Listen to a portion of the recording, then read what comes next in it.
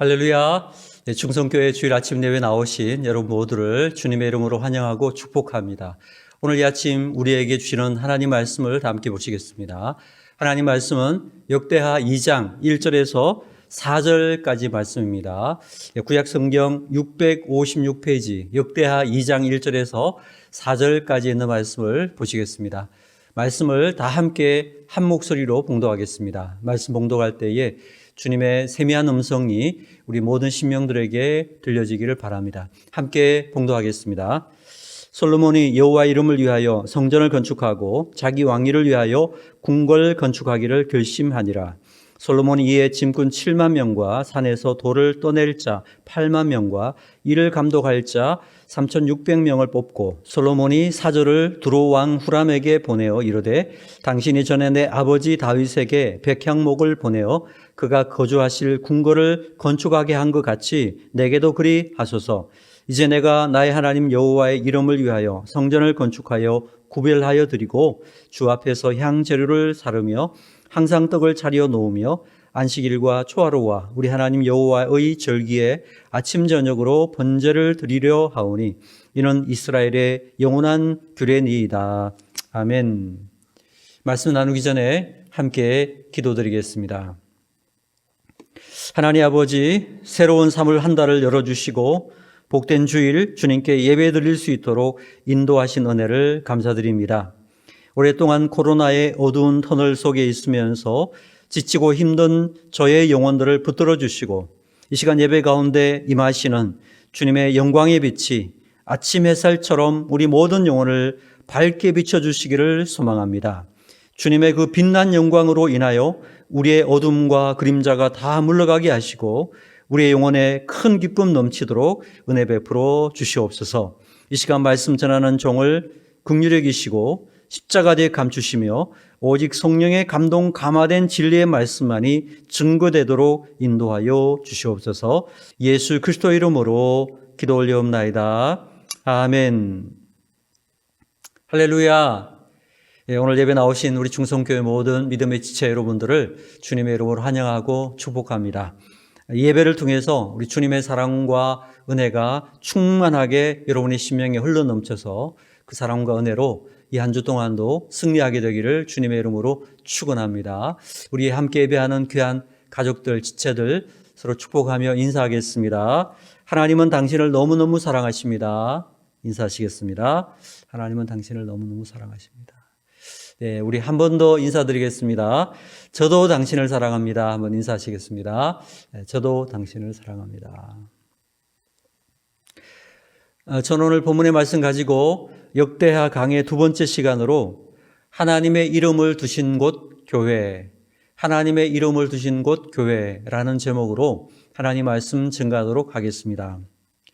자, 오늘 본문에는 그 솔로몬의 성전 건축이 시작되는 그런 장면이 기록이 되어 있습니다. 성전 건축을 살펴보기 전에 먼저 성전이란 무엇인가 정리를 좀 명확하게 할 필요가 있다고 생각합니다. 자, 우리가 어떤 일을 할 때에 형식이 중요하냐, 내용이 중요하냐 이런 질문을 많이 하게 됩니다. 형식이 중요합니까? 내용이 중요합니까? 여러분 생각은 어떻습니까? 네, 많은 분들은 내용이 중요하다 이렇게 이야기를 합니다.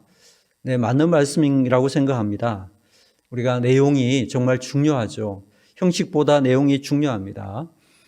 그렇지만 이 말이 가지는 약점도 있다라는 것이죠.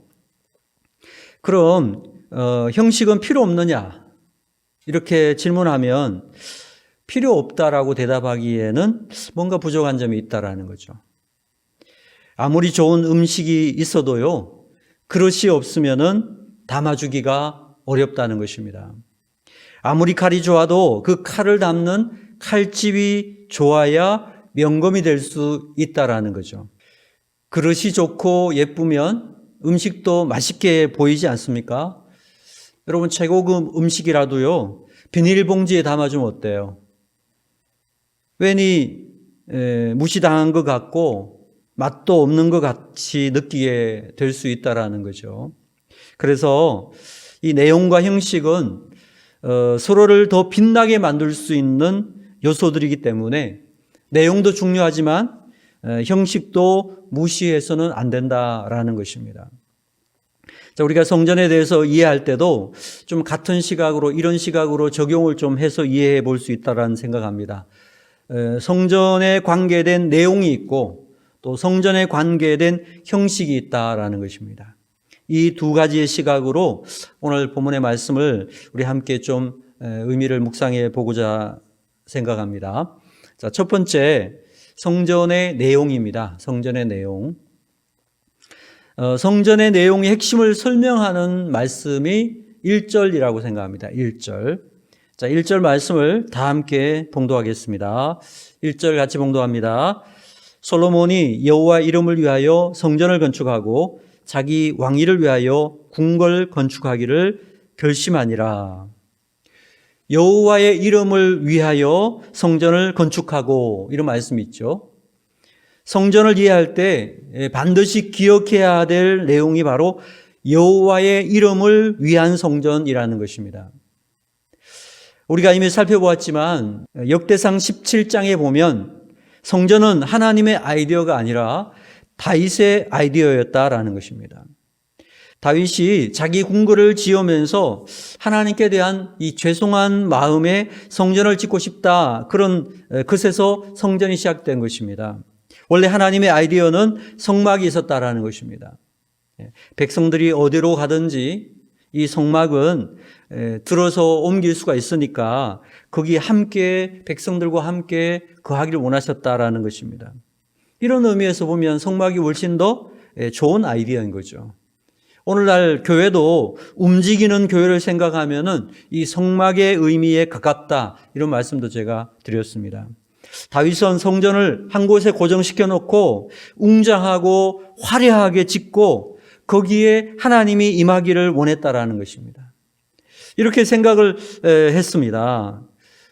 웅장한, 또 화려한 그러한 성전에 하나님이 계시면 참 좋겠다. 자, 이런 그 다윗의 아이디어에 대해서 하나님께서 내가 원하는 것은 성전은 아니지만 네가 그렇게 원하니까, 네가 그렇게 참 원하니까 내가 허락을 하겠다, 이렇게 말씀하셔서 성전 건축을 시작하게 된 것이죠. 성전이 하나님의 아이디어가 아닐 뿐만 아니라 인간이 지은 성전이 하나님을 담아낼 수 있느냐? 그럴 수 없다라는 거예요. 그 신약에서도 스반 집사님이 이렇게 설교한 적이 있습니다. 사도행전 7장 47절 48절에 보니까 솔로몬이 그를 위하여 집을 지었느니라. 그러나 지극히 높으신 이는 손으로 지은 곳에 계시지 아니하시나니. 하나님께서 사람의 손으로 지은 성전에 제한받을 수 없다라는 거예요. 하나님은 성전에만 임재하시는 것이 아니라는 거예요. 어디에나 임재하시는 것입니다. 그럼 성전은 무엇인가? 무엇 때문에 성전을 지은 것입니까? 그것이 바로 오늘 이 성전의 내용의 중요한 메시지라는 것입니다. 하나님은 너무너무 크신 분이기 때문에 어떤 형상으로 만드는 순간에 이미 하나님이 아니라는 것입니다. 그래서 절대로 우상을 만들지 말라고 하셨습니다. 하나님은 너무 광대하시기 때문에 하나님을 담을 수 있는 그릇은 존재하지 않는다는 것입니다. 오늘날에도 하나님을 자기의 어떤 지식과 이성으로 이렇다 저렇다 설명하려고 하고 하나님을 어디엔가 담으려고 한다는 거, 정말 위험한 시도라는 것입니다. 우리는 성경을 통해서 하나님에 대해서 보여주는 만큼만 우리가 알 수 있기 때문에, 하나님은 너무나 크신 분이기 때문에 그 어떤 곳에도 담을 수가 없는 것, 그것이 하나님의 광대하심인 것입니다. 그래서 오늘 본문은 참 중요한 말씀인 것 같아요. 이 성전을 짓는 솔로몬이 이 성전을 지으면서도 이런 이야기를 했다라는 걸 우리가 기억해야 됩니다. 자, 6절을 보시기 바랍니다. 본문 6절 같이 봉독하겠습니다. 시작. 누가 능히 하나님을 위하여 성전을 건축하리요? 하늘과 하늘들의 하늘이라도 주를 용납하지 못하겠거든. 내가 누구이기에 어찌 능히 그를 위하여 성전을 건축하리요? 그 앞에 분향하려 할 따름이니이다. 하나님을 담을 수 있는 것은 하늘의 하늘이라도 불가능하다. 그냥 이것은 하나님이 여기에 계신다, 하나님 여기 머무신다 이런 느낌이 아니라 그냥 그 앞에서 분향하기 위한 것이다. 하나님을 담을 수 있는 것은 없다. 이렇게 이야기를 하고 있죠. 자, 그래서 1절이 더 중요한 것입니다. 1절 다시 한번 보시겠습니다. 자, 2장 1절입니다. 같이요. 시작. 솔로몬이 여호와 이름을 위하여 성전을 건축하고. 아멘. 솔로몬이 여호와 이름을 위해서 성전을 건축했다. 여호와의 이름을 위하여, for the name of the Lord, 여호와의 이름을 위하여. 이 말씀이 중요하다는 것입니다. 성전이라는 것이 뭐냐? 성전이 창조주 하나님을 담을 수 있는 게 아니라는 거예요. 성전은 단지 하나님의 이름만을 담을 수 있다라는 것입니다. 이런 의미를 생각하면서 여러분 4절을 보시기 바랍니다. 4절 같이 읽겠습니다. 시작. 이제 내가 나의 하나님 여호와 이름을 위하여 성전을 건축하여 구별하여 드리고, 하나님의 이름을 위하여 성전을 건축한다. 이렇게 이야기를 하고 있죠. 조금 넘겨서 역대하 6장 7절 한번 찾아보세요. 역대하 6장 7절. 자, 역대하 6장 7절 같이 읽겠습니다. 시작. 내 아버지 다윗이 이스라엘의 하나님 여호와의 이름을 위하여 성전을 건축할 마음이 있었더니, 여호와 이름을 위하여 성전을 건축한다.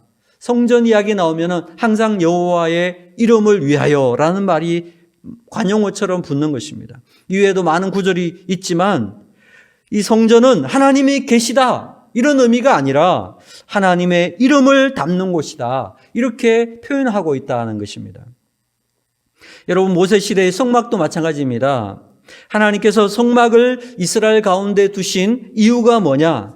신명기 12장 5절에 보니까 오직 너희의 하나님 여호와께서 자기의 이름을 두시려고 너희 모든 지파 중에서 택한 곳인 그 계실 곳으로 찾아 나아가며, 성막도 하나님의 이름을 두시기 위해서 세운 것이라는 겁니다. 그의 존재를 담는 것이 아니라 그분의 이름만 담을 수 있다. 이것을 분명히 하고 있다라는 거죠. 자, 이건 굉장히 중요한 의미가 있다라고 생각합니다. 사랑하는 여러분, 그렇다면 교회는 어떻겠습니까? 믿음의 성도들이 모여 있는 교회는 하나님의 이름을 위하여 모여 있는 곳입니다. 우리에게 맡기신 것도 하나님의 이름을 맡겨주신 것입니다. 그래서 그분의 이름을 망령되이 일컫지 말라고 하셨던 것입니다. 교회인 우리에게 주님께서 맡겨주신 것이 무엇입니까? 바로 주님의 이름을 맡겨주셨다라는 것입니다. 마태복음 18장 20절에 보니까 두세 사람이 내 이름으로 모인 곳에는 나도 그들 중에 있느니라. 주님의 이름으로 모인 곳에 함께 하겠다고 약속하셨습니다. 요한복음 14장 14절에 보니까 너희가 내 이름으로 무엇을 구하든지 내가 행하리니 이는 내 아버지로 하여금 아들로 말미암아 영광을 받으시게 하려 함이라. 내 이름으로 무엇이든지 내게 구하면 내가 행하리라. 주님의 이름으로 기도하라. 그러면 응답해 주실 것이다. 주님의 이름으로 구하라. 그 이름으로 구하라 말씀하셨습니다. 여러분 사도 베드로와 요한이 성전 미문에서 만났던 나면서 못 걷게 된 사람에게 뭐라고 말했습니까? 은과 금은 내게 없거니와 내게 있는 이것을 내게 주노니 곧 나사렛 예수 그리스도의 이름으로 일어나 걸어라. 그 이름으로 병을 고치고 그 이름으로 능력을 나타냈다라는 것입니다. 사도행전 5장 41절에 보니까 사도들은 그 이름을 위하여 능력받는 일에 합당한 자로 여기심을 기뻐하면서 공의 앞을 떠나니라 했습니다. 그 이름을 위하여 능력받는 것을 기뻐했다라는 것입니다. 여러분 교회는 주님께서 그 이름을 두신 곳입니다. 이것을 모든 성도들은 반드시 기억해야 된다라는 것입니다. 그러므로 우리에게 있는 것은 은과 금이 아니라는 것입니다. 권력과 힘이 아니라는 것입니다. 우리에게는 은과 금은 없지만 우리에게는 예수 그리스도의 이름이 있습니다. 구원의 이름, 능력의 이름, 생명의 이름이 우리에게 있다라는 것입니다. 그 이름으로 귀신을 쫓아내고 그 이름으로 병든 자를 위해 기도하고 그 이름으로 문제를 해결해 나가는 것입니다. 예수 그리스도의 이름으로, 예수 그리스도의 이름으로. 여러분, 예수의 이름으로 승리했다, 그런 찬양이 있잖아요. 예수 이름으로 승리를 얻었네. 할렐루야. 교회는 최종 승리하는 줄로 믿습니다. 교회는 하나님의 이름을 두신 곳입니다. 최종 승리가 교회에 있다라는 것입니다. 이 땅 살아간 동안에 우리 그 이름을 귀하게 여기고 그 이름으로 모이고 그 이름으로 예배하고 기도하고 그 이름으로 귀신을 쫓아내고 그 이름으로 병을 치료하고 그 이름으로 승리하는 우리 모든 중성교회 지체들이 다 되시기를 주님의 이름으로 축원합니다. 자, 둘째는 성전의 형식이죠. 우리가 내용을 살펴봤고 형식을 또한 살펴보겠습니다. 성전의 형식이라는 것은 성전을 건축하는 것을 말합니다. 솔로몬은 성전 건축을 한 사람의 일로 여기지 않고 공동체 모두가 감당해야 할 사명으로 여겼다라는 것입니다. 성전 건축은 한 사람이 감당하면 되는 일이 아니라는 것입니다. 다 같이 해야 된다라는 것입니다. 솔로몬이 왕이 되었을 때가 24살이었습니다. 어린 나이에 얼마나 불안하고 두려움이 많았겠습니까? 그래서 그는 하나님께 지혜를 구했습니다. 지혜라고 하는 것은 어떤 신비한 어떤 능력이 아니라 이미 주신 은혜, 이미 주신 재능, 이미 주신 은사를 잘 활용할 수 있는 힘이 지혜인 것입니다. 솔로몬은 이미 아버지 다윗에게 주신 은혜로 충분하다 그러면서 그것을 잘 사용할 수 있도록, 잘 사용해서 열매를 맺고 풍성한 것들을 만들어낼 수 있도록 하는 그 힘, 지혜를 강구했다라는 것입니다. 그래서 이 장에 보면 솔로몬의 지혜를 사용한 장면들이 나옵니다. 성전 건축의 재료는 아버지 다윗이 이미 다 준비해 놨습니다. 그런데 재료보다 중요한 것이 사람인데요. 이 사람을 적재적소에 잘 세워서 사용하는 것, 이것이 바로 탁월한 행정력이고 바로 이것이 하나님 앞에 구했던 지혜, 그것이었고 하나님이 그 지혜를 주셨더라, 이렇게 말씀하고 있습니다. 특별히 다윗이나 솔로몬에게 하나님 주신 지혜를 보면요, 혼자 하는 것이 아니라 함께 분담을 하는 그러한 지혜를 주셨다라는 것입니다. 다윗은 이스라엘 백성들을 24반차로 나눠가지고 성전을 섬기는 일을 하게 했죠.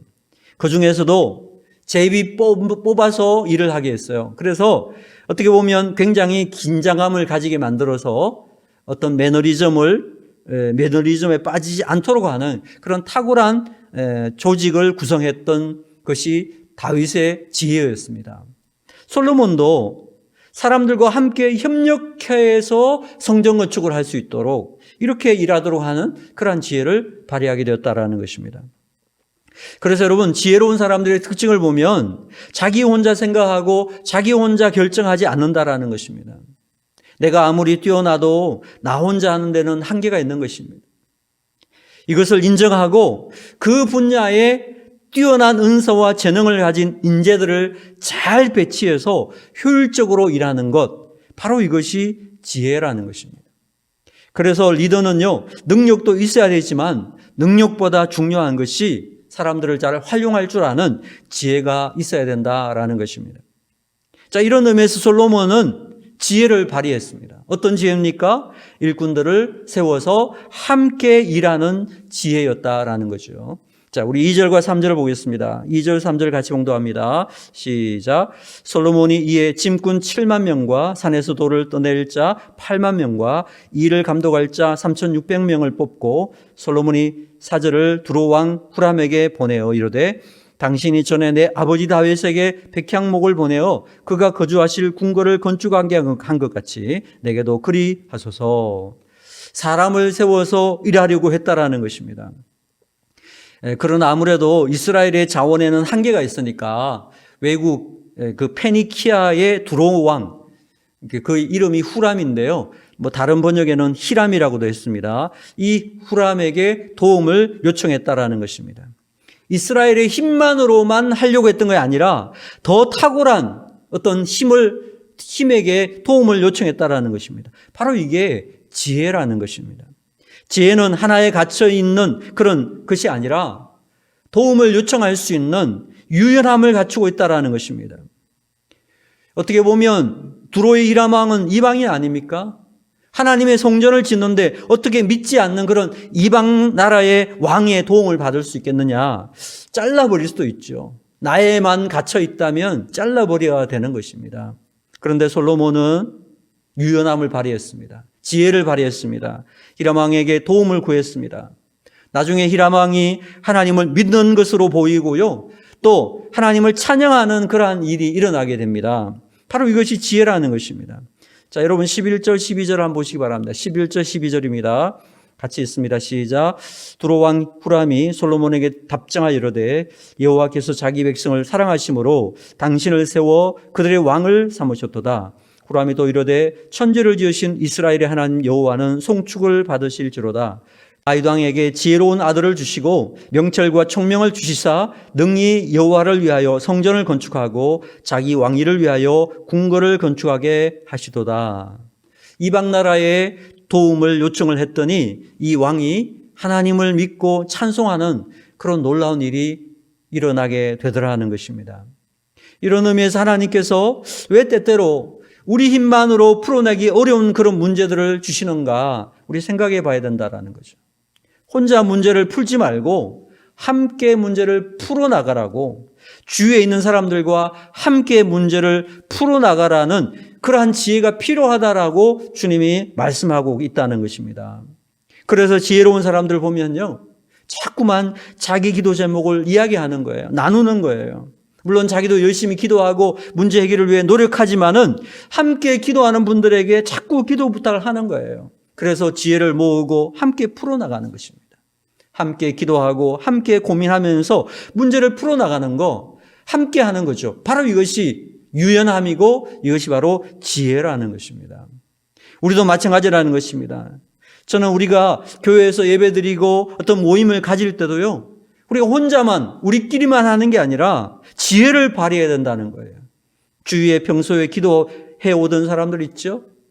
또 신앙에 관심 있어 하는 그런 사람들이 있었죠? 그런 사람들과 함께 참여하는 거, 그래서 함께 참여시키는 거죠. 바로 그것이 지혜라는 것입니다. 그런 기회를 통해서 이 히람 왕처럼 하나님을 만날 수 있는 그러한 아주 좋은 기회가 될 수도 있지 않겠습니까?